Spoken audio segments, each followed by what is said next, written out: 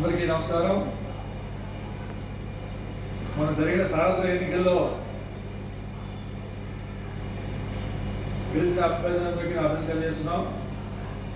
ముఖ్యంగా మన మాచర్ల నియోజకవర్గంలో గెలిచిన ప్రధాన అభ్యర్థి అయిన బ్రహ్మారెడ్డి గారికి అభినందనలు తెలియజేస్తున్నాం. మనం మాచర్ల నియోజకవర్గం ఇప్పటికే బాగా వెనకబడి ఉన్నది అన్న విషయం తెలియదు కాదు.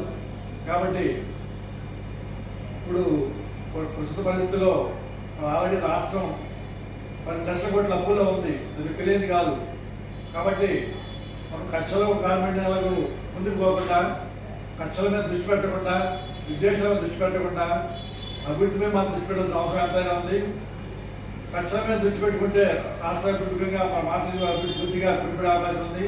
కాబట్టి కక్షలకు మానుకోండి, అభివృద్ధి మీద దృష్టి పెట్టండి. ముఖ్యంగా మన రాష్ట్ర నియోజకవర్గంలో ప్రధాన సాగునీరు వరప్రధానంగా కాబోతున్న వరికి పరిశ్రమల మీద అభివృద్ధిపై పూర్తిగా దృష్టి పెట్టాల్సిన అవసరం ఎంతైనా ఉంది.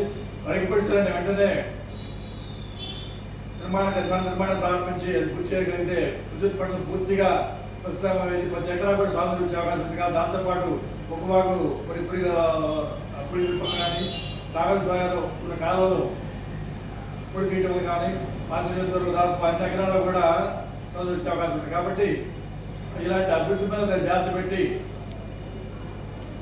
కక్షలు విడవలసింది మేము తెలియజేస్తున్నాం. లేకపోతే భారత నియోజకవర్గం ఇంకొక 20-30 ఏళ్ళు వెనకబడే అవకాశం తెలియజేస్తున్నాం. కాబట్టి కక్షలు వద్దు, అభివృద్ధి వద్దు, విధానం మీద ముందుకెళ్తే ఎంతో మంచిదని తెలియజేస్తున్నాం.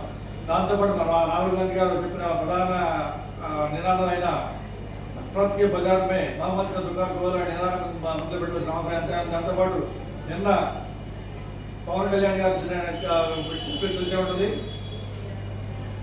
మేము కక్షల మీద వెళ్ళము, అభివృద్ధిపై దృష్టి పెడతా ఉన్నారు పవన్ కళ్యాణ్ గారు. కాబట్టి దాన్ని మనం మనసులో పెట్టుకొని రాబోయే రోజుల్లో, రాబోయే 5 ఏళ్లలో అభివృద్ధి మీద దృష్టి పెట్టాల్సిన అవసరం ఎంతో తెలియజేస్తున్నాం.